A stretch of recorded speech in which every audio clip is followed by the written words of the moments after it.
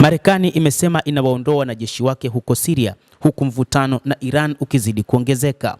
Marekani inajiandaa kuondoa wanajeshi wake waliosalia kutoka Syria katika miezi michache ijayo. Hii ni kwa mujibu wa afisa mkuu wa ikulu aliyeliambia shirika la habari la BBC.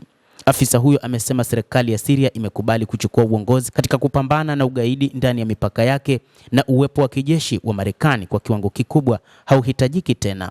Wanajeshi wa Marekani wamekuwepo Syria tangu mwaka 2015 kama sehemu ya kampeni ya kupambana na ugaidi ili kukabiliana na ushawishi wa dola ya Kiislamu ICC. Uamuzi huo wa Marekani umekuja huku Rais wa Marekani Donald Trump akiongeza uwepo wake wa kijeshi Mashariki ya Kati huku mvutano na Iran ukizidi kuongezeka.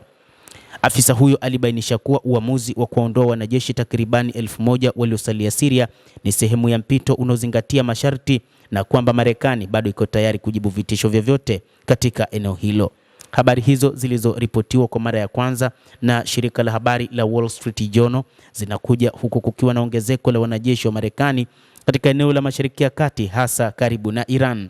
Hii ni kutokana na kwamba kumekuwa na tishio la kutokea kwa vita kati ya Marekani na Iran na huenda wakati wowote jambo likatokea, licha ya kwamba kumekuwa na mazungumzo yanayoendelea baina ya Iran pamoja na Marekani. Shirika la BBC Verify limethibitisha kuwa eneo la meli ya Marekani ya USS Abraham Lincoln ikiwa na makombora na ndege kadhaa za kivita karibu na Iran.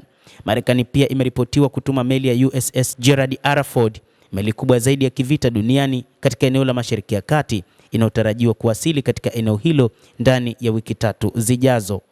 Hata hivyo, wakati huo kumekuwa na sintofahamu baina ya Iran pamoja na Marekani kutokana na kwamba Marekani licha ya kwamba wapo katika mazungumzo, lakini bado kumekuwa na wasiwasi kwa pande zote mbili.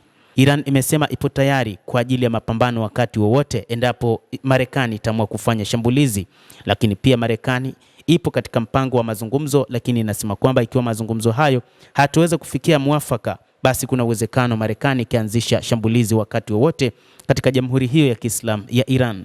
Lakini pia moja kati ya jambo ambalo limekuwa likitoa hofu kwa ulimwengu ni baada ya Urusi kuanzisha mazoezi ya kijeshi huko nchini Iran, mazoezi ya majini.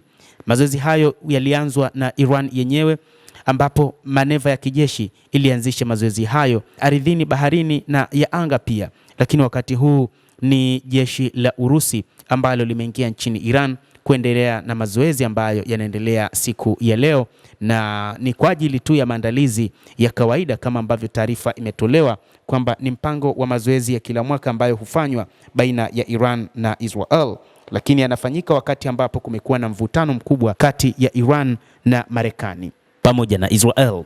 Mtazamaji, hayo ndio tuliokuwa nayo, na bila shaka nawe pia una nafasi ya kulike, una nafasi ya kucomment, kadhalika kusubscribe channel yetu hii ili upate habari hizi kwa mapana kupitia The World News. Jina langu ni Adam Hussein. Endelea kuwa nasi wakati wote, endelea kutufuatilia ujue mengi yanayojiri katika ulimwengu. Hapa The World News tutakujuza wakati wote.